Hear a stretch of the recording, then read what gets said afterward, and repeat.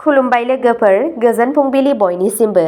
नोंथांमोनखौ गोदान भिडिअ'आव आरो फिन खेबसेबाव बरायनाय जाबाय। आं दिनै नोंथांमोननि सिगाङाव 25 फागुन दान 1431 एबा 14 मार्च 2025 मायथाइनि सानसेनि फानजामुथिखौ फरायथिनो लादों। आसा खालामो नोंथांमोना भिडिअ'खौ नायना मोजां मोनगोन।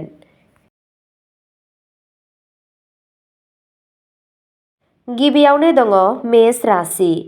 दिनै नोंथाङा मुखुब जानानैबो गोजोननाय मोनगोन। नोंनि पार्टनारजों माखासे बाथ्रा दान्थेलायनाय जानो हागौ। राङारि बिथिङाव दावगानाया जाथावना। नखराव खुसि, गोजोन आरो धोरोमारि आबहावा थानो हागौ। नोंथांनि जिउ लोगोरिनि मोनसे सानस्लाबै खामानिनि थाखाय नोंथांनि सानथांखिफोरा हेंथा जानो हागौ। नोंथाङा लोगोफोरखौ लोगो हमनो हागौ। दिनै नोंथाङा फोथायखेबस'जों मोगा-मोगि जानो हागौ। बेनिखायनो बेनि बागै सांग्रां जा। सहायनो हानाय लाखि। दिनै नोंथाङा नोंथांनि नखरनिफ्राय मदद मोनगोन। रां बाहायनायनि जाथावना दं। नोंथाङा समाजारि हाबायाव बाहागो लानो हागौ। दिनै गुबुननि बाथ्रायाव आखाइ दाहो। नोंथांनि दिनैनि खाफालगोनां दिगआ जादों खोला, खाफालगोनां अनजिमाया जादों 4 आरो खाफालगोनां गाबआ जादों ब्राउन गाब। वृषभ राशि। दिनै नोंथाङा साननाय गासैबो खामानिफोरा आबुं जागोन। फालांगियाव रां थिसननाया नोंनि थाखाय मुलाम्फा गोनां जागोन। हाबा जानाय सुबुंफोरनि थाखायबो बेयो मोनसे मोजां सान। खामानिनि थाखाय नोंथांनि गोहोआ गोजौआव थागोन। सोलोंथाइजों सोमोन्दो थानाय नोंथांनि गासैबो लुबैनायफोरा आबुं जागोन। बेजों लोगोसे सावफाहामारि बादायलायनायनि थाखाय थियारि खालामनाय फरायसाफोरा थाबैनो गावसोरनि खस्थ'नि बान्थाखौ मोननो हागौ। नोंथांनि बेंक बेलेन्सआ उफ्रा आयनि फुंखाफोरनिफ्राय बांगोन। गोनांथि जायोब्ला नोंथाङा गावनि बिदा-फंबायफोरनिफ्रायबो मदद मोननो हागौ। नोंथांनि दिनैनि खाफालगोनां दिगआ जादों सानजा, खाफालगोनां अनजिमाया जादों 8 आरो खाफालगोनां गाबआ जादों गोथां गाब। मिथुन राशि। गेलेमु आरो बायजोआरि हाबाफारिफोराव बाहागो लानाया नोंथांनि गोमालांनाय गोहोखौ मोनफिननायाव मदद होगोन। गावनि खरसाखौ सामलायनो नाजा आरो नांगौखौल' बाय। नोंथाङा जाय सुबुंफोरजों थायो बिसोर नोंथांजों बांद्राय खुसि नङाबो जानो हागौ। नोंथाङा बेनि थाखाय जेखि खालामा मानो। नोंथांनि आंगोनि मुडआ मोजां नङा, बेनिखायनो जायखिजाया खामानि मावनायनि सिगां मोजाङै सान। नोंथांनि गागि आरो लोगोफोरा नोंथांखौ जेसेबांखि थुलुंगा होआ मानो सासे यगी बायदि मोनसे सिरि गोसोखौ लाखि। नोंथांनि खामानि आरो सोदोबफोराव गोसो हो, मानोना जुदि नोंथाङा माबाफोर गोरोन्थि खालामोब्ला मावख'आरि अनजिमाफोरखौ बुजिनो गोब्राब जागोन। गावनि जिउ लोगोरिजों खरसाखौ लानानै जेंना जानो हागौ। नोंथांनि दिनैनि खाफालगोनां दिगआ जादों खोला, खाफालगोनां अनजिमाया जादों 7 आरो खाफालगोनां गाबआ जादों टमेट' गाब। कर्क राशि। दिनै नोंथाङा सोरबा सोमोन्दोआरि एबा सोरबा जुनिया सुबुंनिफ्राय माखासे गोसोआरि नारसिनथाय मोननो हागौ। नोंथाङा नोंथांनि साख्रि आरो फालांगियाव हेफाजाबनि गेजेरजों जाफुंसार जानो हागोन। राङारि मुलाम्फानि थाखाय मोजां आसा दं आरो मुगैनाय बायदि गाज्रि मोनदांथिफोरखौबो बाङाइ खालामगोन। दिनै नोंथाङा एसे गोसोआरि ब्याम खालामनांगौ जानो हागौ। मोजाङै सानना नायनायनि उनावसो रायज्लाय। नोंथांनि पार्टनारनि दाबिफोरा नारसिनथायनि जाहोन जानो हागौ। गारि सालायनाय समाव नोंथाङा सांग्रां जानांगोन। नोंथांनि आखुनि सुबुंफोरजों लोगो जानाया नोंथांनो हरखाब मुलाम्फा लाबोगोन। बेनिखायनो थाबैनो माखासे फालांगियारि बाहागोदारियाव बाहागो लानाया मोजां जायो। नोंथांनि दिनैनि खाफालगोनां दिगआ जादों सोनाब, खाफालगोनां अनजिमाया जादों 6 आरो खाफालगोनां गाबआ जादों गुफुर गाब। सिंह राशि। दिनै नोंनि साना सरासनस्रा जागोन। राङारि आयदाफोरखौ सोलोजों सामलायनाया नोंनि थाखाय साबसिन जागोन। नोंनि पार्टनारनि सुबुरुनआ मुलाम्फा गोनां जानो हागौ। फालांगियाव गोदान मावथांखिफोरखौ मावफुंनाया नोंथांनि थाखाय मुलाम्फा गोनां जानो हागौ। नोंथाङा मावख'आव सासे लोगोजों बाथ्रा दान्थेलायनायनिफ्राय गोजानाव थानांगौ। नोंथाङा मख'जाथाव राङारि थिरांथाफोरखौ सांग्राङै लानांगौ। बेयो नोंथांखौ गोबां मुलाम्फा होगोन। गावनि बिमा-बिफानि बोर ला आरो बयजोंबो सोमोन्दोआ साबसिन जागोन। एसे नाजानायजों बे साना नोंथांनि जुलि जानाय जिउनि बयनिख्रुइबो जुनिया सानफोरनि गेजेराव मोनसे जानो हागौ।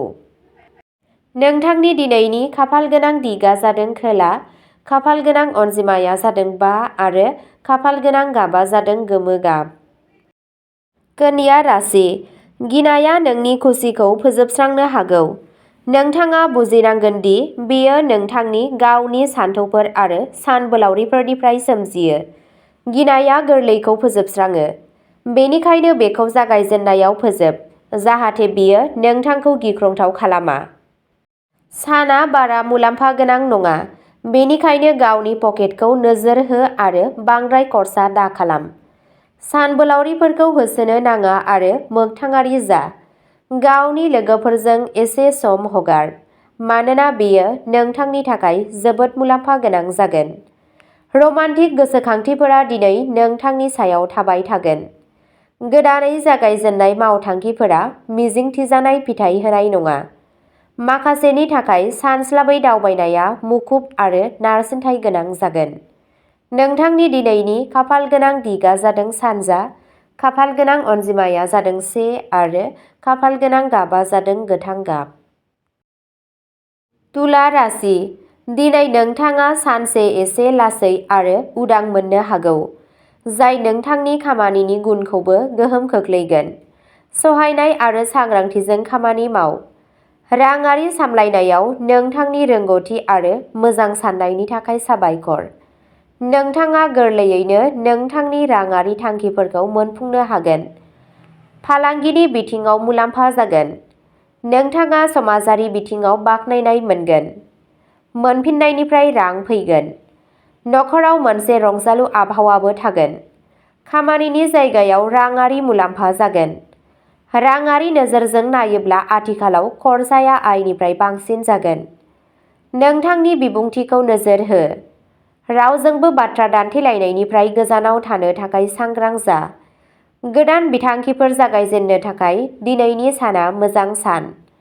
नोंथांनि दिनैनि खाफालगोनां दिगा जादों सोनाब, खाफालगोनां अनजिमाया जादों 3 आरो खाफालगोनां गाबा जादों खमला गाब।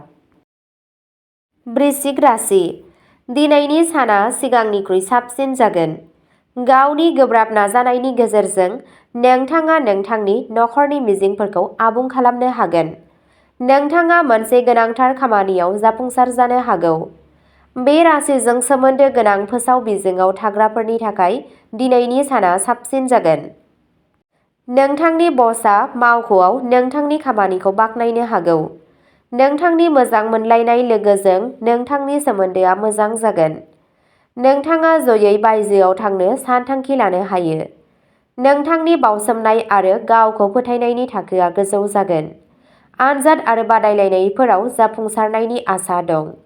नोंथांनि दिनैनि खाफालगोनां दिगा जादों खोला, खाफालगोनां अनजिमाया जादों 5 आरो खाफालगोनां गाबा जादों गुफुर गाब। धनु राशि। दिनै नोंथाङा गोहोजों बुंफबनाय जागोन आरो हरखाबै सानस्लाबै मुलाम्फा मोननो हागौ। नखरनि सासे गेदेरनि गाज्रि सावस्रिया जिंगानि जाहोन जानो हागौ। नोंथाङा अनलायनायनि अराव लासै-लासै नाथाय लासै-लासै खामबाय थागोन। नोंथांनि गोदान मुवाफोरखौ सोलोंनो गोसो जानाया बाख्नायजाथाव। जुदि बायजोआव थांनायनि सानथांखि दं, अब्ला बेफोरखौ जोबथा बुब्लियाव दोनथ'नो हागौ। ओरैबायदि मोनो दि नोंथांनि जुलि जानाय जिउआव गासैबो रंजानायआ गोमालांबाय। नोंथांनि दिनैनि खाफालगोनां दिगा जादों साहा, खाफालगोनां अनजिमाया जादों 9 आरो खाफालगोनां गाबा जादों गोथां गाब। मकर राशि। दिनै नोंथांनि लुबैनाया धोरोमारि सानथौनि फारसे जागोन।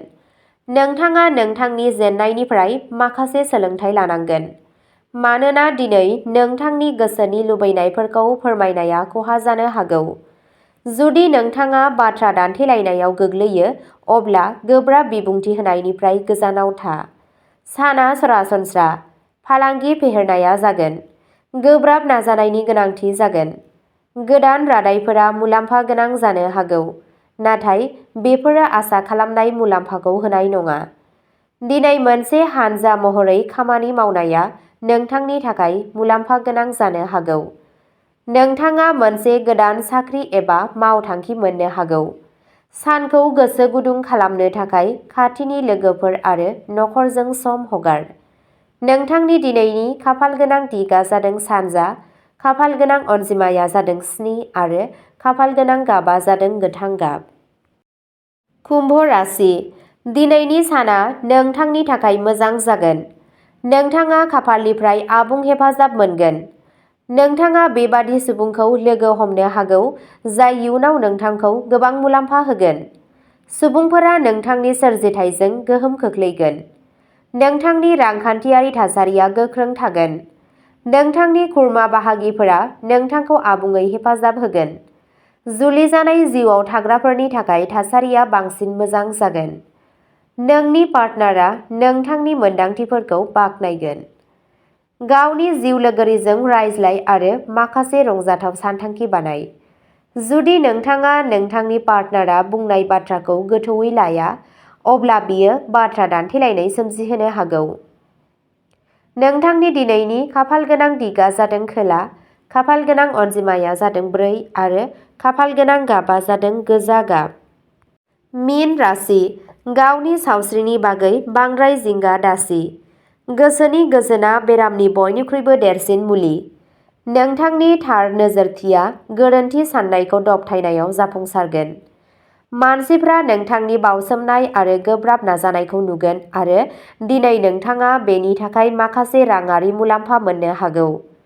जोनोम जागोदान गथ'नि गाज्रि सावस्रिया जिंगानि जाहोन जानो हागौ। बे बिथिङाव गोख्रै नोजोर होनांगौनि गोनांथि दं। सासे डाक्टारजों मोजाङै सुबुरुन ला, मानोना एसे सांग्रांथि गैयैआबो बेरामखौ गाज्रिसिन खालामनो हागौ। दिनै नोंथाङा गोसोखौ दुखु मोननायनिफ्राय बारग'नो हायो। दिनै नोंथाङा मावख'आव नोंथांनि रागाखौ खोमानो हागौ, बेनिखायनो साखाफारा जा। हरखाब दावबायनाया नोंथांखौ गुलाय-गुजाय आरो नारसिनथायनि बोलि जानो हागौ। नोंथांनि दिनैनि खाफालगोनां दिगा जादों सोनाब, खाफालगोनां अनजिमाया जादों 6 आरो खाफालगोनां गाबा जादों गोमो गाब।